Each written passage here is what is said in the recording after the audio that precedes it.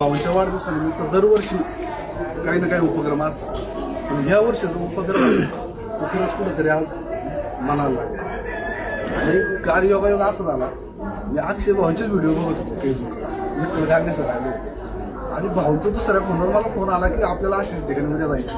म्हणलं भाऊ मी 30 व्हिडिओ आता पाहतो आणि आमची अक्षय भाऊची माझी ओळख 3 ते 4 वर्षापासून आहे. भाऊंचा पण माझा नंबर सेव्ह आहे. माझ्या का आम्ही एकमेकांच्या टेटच पाहतोय, तर पहिल्यांदा आज खूप चांगलं काम अक्षय भाऊंचं काम महाराष्ट्रात नाही तर देशामध्ये त्यांचं नाव घेतलं जातं, हे आपल्यासाठी अभिमानाची गोष्ट आहे. आणि आज रोहित भाऊंचा वाढदिवस या ठिकाणी साजरा होतो आणि इथून पुढले जे आपल्या सरकार ग्रुपचे जे आमचे आहेत सर्व, इथून पुढले बरेचसे वाढदिवस इथंच साजरे होते. आणि माझा 10 जानेवारीला वाढदिवस मी सुद्धा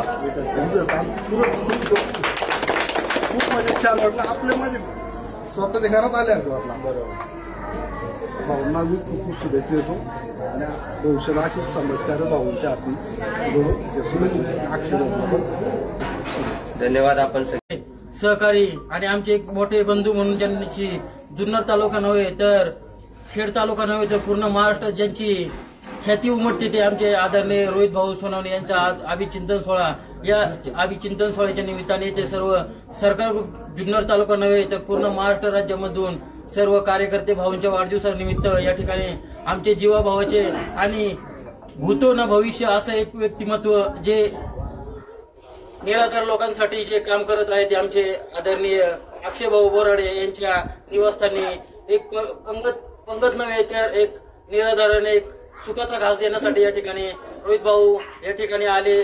त्यांच्याबद्दल त्यांचं आयुष्य सुखाचं समृद्धीचं भरभराटीत जावं आई शिवायच्या चरणी एवढीच प्रार्थना करतो की भाऊ तुम्ही आता याच्या स्टेपवरती आहे, तुम्ही अजून थोड्या दिवसातच आमदार म्हणून या जुन्नर तालुका नव्हे तर आंबेगाव तालुक्यामध्ये तुमची ख्याती उमटणार आहे. आणि जसं आंबेगाव तालुका नव्हे तर खेड तालुक्यामध्ये तुमची जशी ख्याती आहे तशी ख्याती पूर्ण महाराष्ट्रात हो अशी आई ईश्वर चरणी प्रार्थना करतो आणि तुमचं आयुष्य भरभराटीत जावं. आणि अक्षय भाऊ तुम्हाला पण एक विनंती आहे की तुम्ही हे जे कार्य करता आहात ते कार्यातून आपण जसं समाज कार्य करता तसं आपण आमदारकी सुद्धा जुन्नर तालुक्याची लढवावी हीच आमची एक विनंती आहे. मी एक जुन्नरचा शिवभक्त म्हणून आपल्याशी एक विनंती करतो. थांबतो. जय शिवराय, जय शिवाजीराजे, जय शंभूराजे. धन्यवाद. या ठिकाणी मान्यवरांना शतशः धन्यवाद देतोय. आदर्शपणाने आपण संपन्न करू शकतो. कुठलाही बडेजाव न करता चांगल्या पद्धतीने समाजासाठी त्यांचा वाढदिवस संपन्न होतोय. अशा रोहितदादांचा सन्मान या ठिकाणी होतोय.